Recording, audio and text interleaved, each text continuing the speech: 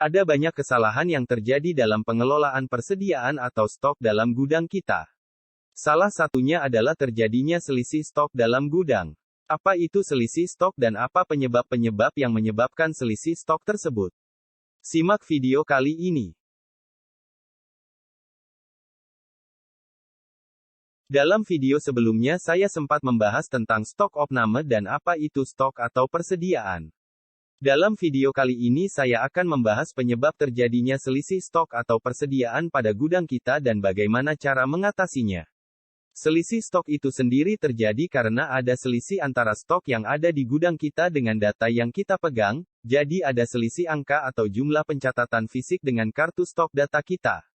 Jadi itulah yang dimana selisih stok. Selisih stok jika dibiarkan terus-menerus di gudang kita atau bisnis kita maka akan mengganggu operasional jalannya usaha bisnis kita. Penyebab selisih stok antara lain, yang pertama kurangnya pengecekan fisik pada gudang kita. Barang yang ada di gudang kita biasanya mengalami penyusutan, selain penyusutan bisa juga karena ada yang rusak, sehingga menyebabkan perubahan jumlah stok barang kita. Kerusakan itu sendiri bisa disebabkan karena adanya kemasan yang rusak atau penempatan yang kurang aman. Jadi hal ini bisa menyebabkan perbedaan jumlah stok yang ada. Penyebab yang kedua, pengelolaan stok yang masih manual.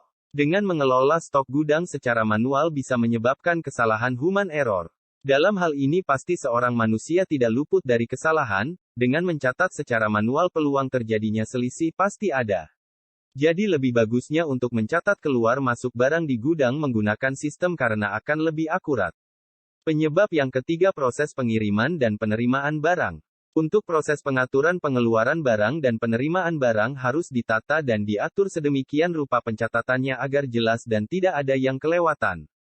Karena jika tidak diatur akan menyebabkan selisih stok barang. Untuk mengatasi ini biasanya pakai sistem di mana setiap barang masuk dan keluar selalu dicatat di sistem dan bisa dipantau dengan mudah. Penyebab yang keempat, proses stok opname yang kurang tepat. Stok opname yang kurang tepat akan menyebabkan pencatatan jumlah stok yang salah sehingga menyebabkan selisih kembali. Sehingga setiap melakukan stok opname harus benar-benar disiapkan dengan benar agar proses stok opname berjalan dengan lancar.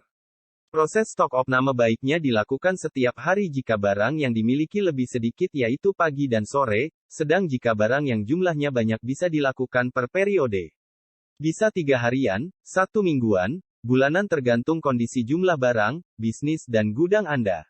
Demikian penyebab-penyebab yang bisa membuat selisih stok gudang kita. Semoga video ini bermanfaat. Jangan lupa like, comments dan subscribe. Rekomendasi kami aplikasi untuk pengelolaan stok barang Anda bisa menggunakan aplikasi EcoPos. Aplikasi EcoPos bisa diakses di www.ecopos.ecoproduct.com. Terima kasih.